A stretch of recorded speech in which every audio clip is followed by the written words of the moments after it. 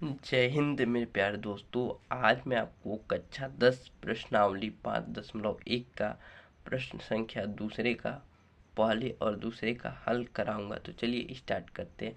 इससे पहले मैंने सारी प्रश्नावली हल करा दिया है। तो चलिए स्टार्ट करें। कह रहा है दी हुई ईपी के प्रथम 4 पद लिखिए, जबकि प्रथम पद ए और सारवंतर डी निम्नलिखित दिया है।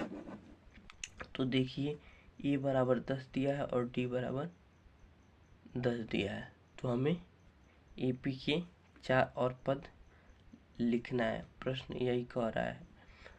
तो हम आपको इंट्रोडक्शन वाले वीडियो में एपी का व्यापक रूप बताए थे। ए प्लस डी, ए प्लस 2D, ए प्लस 3D, ए प्लस 4D होता है। तो जो लिख लेते हैं सबसे पहले हल। हमें दिया क्या है? प्रथम पद बराबर प्रथम पद A1 बराबर दिया है हमारे पास 10 और सारवंतर कॉमन डिफरेंस यानी सारवंतर D बराबर दिया है 10। अतः लिखेंगे अतः AP के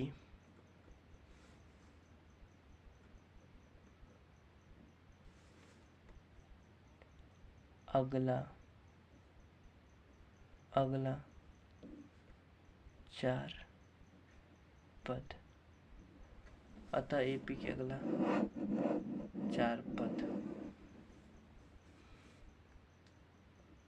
इस प्रकार है। ए प्लस डी, ए प्लस 2D, ए प्लस 3D। तो 4 पद हो गए। 1 पद, 2 पद, 3 पद, 4 पद। तो 10 ए का मान कितना है? 10 और डी का मान कितना है? 10। ए का मान कितना है? 10। 2 डी का मान है 10। ए का मान कितना है? 10। 3 डी का मान कितना है? 10। तो 10 10 10 10 20 10 प्लस 10 दूना के 20 10 10 3 30। तो 10 20 10 20 30 और 30 10 40।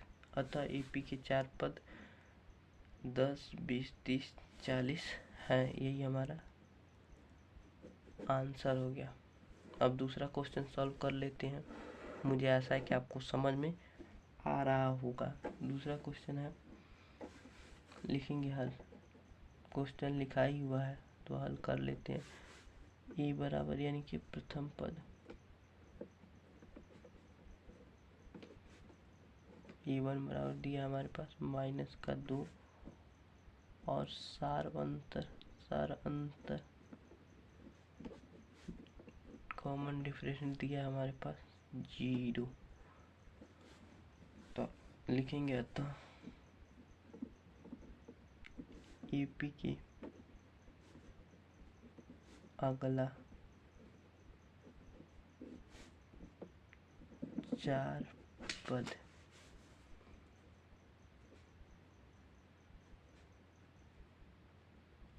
इस प्रकार है। क्वेश्चन नंबर 2 यहाँ दिया है, इस प्रकार है। तो 4 पद पर ए प्लस डी, ए प्लस 2D और ए प्लस 3D। पहला पद यानी कि -2, पहला पद दिया हमारे पास -2 और डी का मान दिया है 0। पहला पद -2 प्लस 2 इंटू डी का मान 0 दिया है। ए का मान 2 प्लस 3 डी का मान 0 दिया है।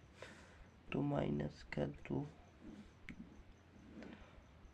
0 -2 में 0 जोड़ेंगे तो -2 ही आएगा, और -2 0 में 2 का वियोग करेंगे तो 0 हो जाएगा, और 0 जोड़ेंगे तो -2 ही आएगा।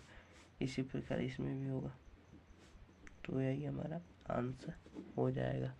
मुझे आशा है कि आपको समझ में बहुत अच्छे से आया होगा। मिलते हैं अगली वीडियो में प्रश्न संख्या दूसरे के, तीसरे, चौथे और पांचवे के हल के साथ। देख सकते हैं।